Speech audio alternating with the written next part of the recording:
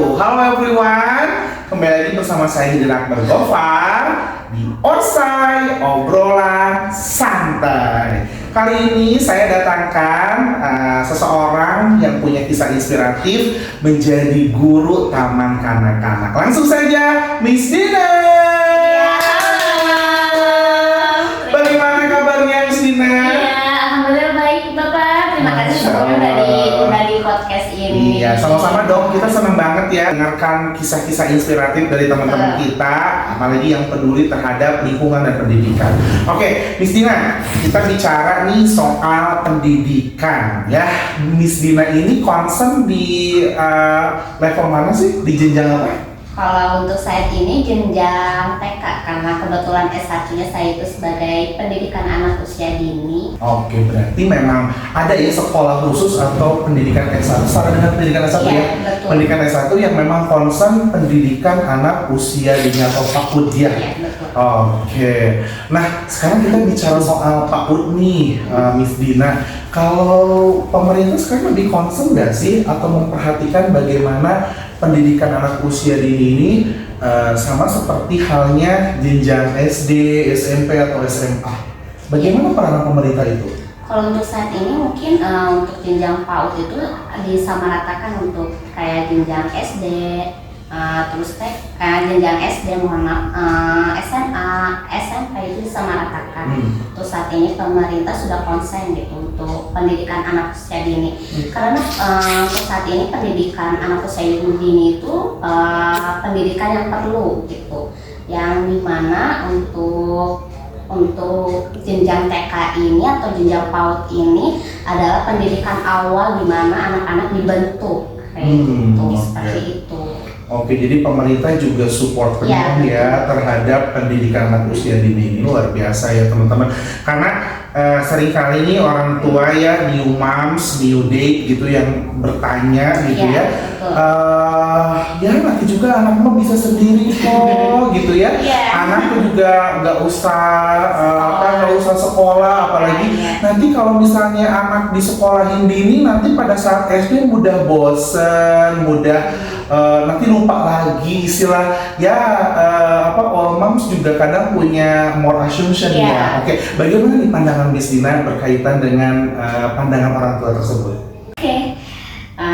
Sebetulnya tidak apa-apa ya, untuk itu kembali lagi ke orang tua masing-masing mau disekolahkan atau mau tidak, karena kalau treatmentnya pas di rumah gitu ya? Tepat, anak bisa terstimulus. Tapi kalau jika anak tidak stimulus dengan baik, nanti di jenjang SD-nya atau jenjang berikutnya anak akan tertinggal banyak seperti itu Pak. Betul. Baik, jadi teman-teman online, pendidikan anak usia dini itu tentu direkomendasikan karena awal bentuknya sebuah pola atau habit baru di mana anak berinteraksi, bersosial, bahasa, apalagi tuh? Kemandiriannya juga ada, kita tanamkan. Dan kegiatan yang lainnya, betul ya. Luar biasa sekali ya teman-teman, ternyata pendidikan anak usia dini ini bukan hanya anak berfokus kepada akademik, karena bukan hanya itu goalsnya, tetapi habit-habit atau pola-pola baru yang memang harus dibiasakan oleh anak didik kita sebelum memasuki jenjang berikutnya, begitu ya. What is the biggest challenge? Tantangan terbesarnya apa sih, Miss Dina sebagai guru pendidikan anak usia dini? Mungkin tantangan terbesarnya mengendalikan emosi. Itu yang pertama, kesabaran. Karena kita kan apalagi mungkin guru-guru muda itu masih emosinya belum stabil, mengelola emosinya ketika mengajar itu harus kayak gimana. Mungkin itu tantangan yang terbesar, itu sabar sama di emosi itu, karena kalau kita mengajar di TK itu emang benar-benar yang perlu di concern ya, atensi emosinya betul. Teman-teman online setuju ya bahwa tantangan terbesar menjadi bukan hanya jadi pendidikan usia dini, tapi untuk semua pendidik di jenjang yang lebih tinggi adalah kesabaran ya. Keutamaan kesabaran itu memang penting sekali, karena bagaimana cara kita mau membangun bonding dengan anak kalau kesabaran kita belum terbentuk ya. Nah, last question nih, Miss Dina, boleh ya? Nah, banyak sekali nih sekarang di media sosial masalah-masalah yang ya tadi betul ya, kembali lagi kepada stability emosi gitu ya.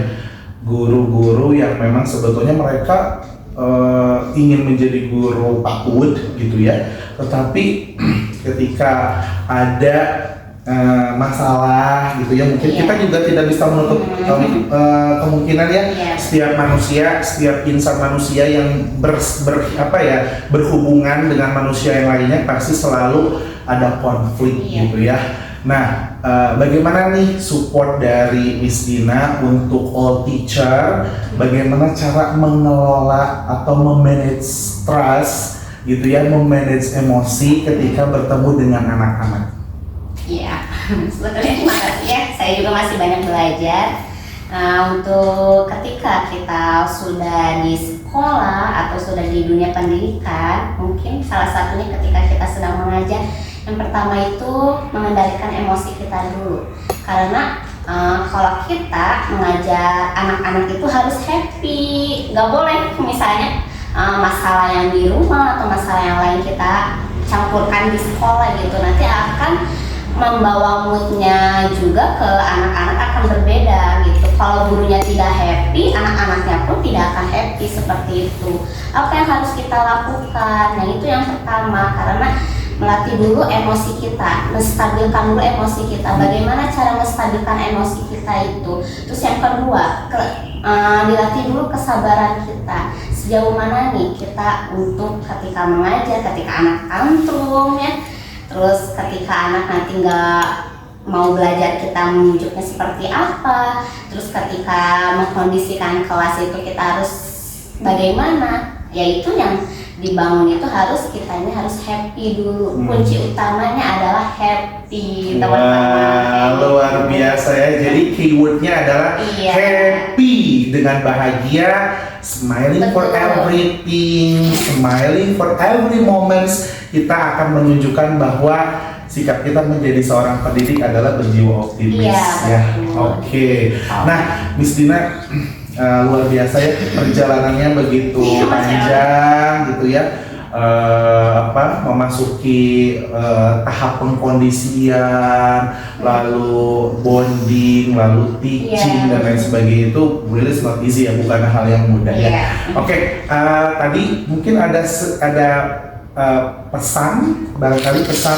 untuk teman-teman yang sekarang baru memulai nih menjadi seorang pendidik, khususnya pendidik anak usia ini. Bagaimana? Pesannya mungkin tetap semangat, karena kalau kita mengajar di dunia pendidikan itu kuncinya adalah yang pertama adalah happy, terus cintai pekerjaan kita.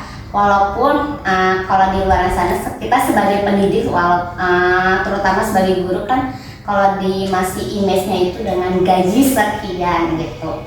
Tapi kalau kita jalani dengan penuh hati, dengan sukarela, dengan kenyamanan, insya Allah itu rezeki akan mengikuti gitu. Kalau teman-teman di luar sana, teman-teman yang sedang berkuliah di dunia pendidikan atau bentar lagi mau jadi guru, tetap semangat. Oke, luar biasa ya, kisah inspiratif yang perlu kita menjadi motivasi untuk menjadi kehidupan kedepannya. Oke, gitu saja Miss Dina. Thank you so much for today, for coming. Mudah-mudahan kita bisa bersinergi terus gitu untuk membangun dunia pendidikan lebih baik lagi. Oke, saya tutup. Saya Fidil Akbar Gofar. Saya Miss Dina. Kami undur diri. Wassalamualaikum warahmatullahi wabarakatuh. Bye bye.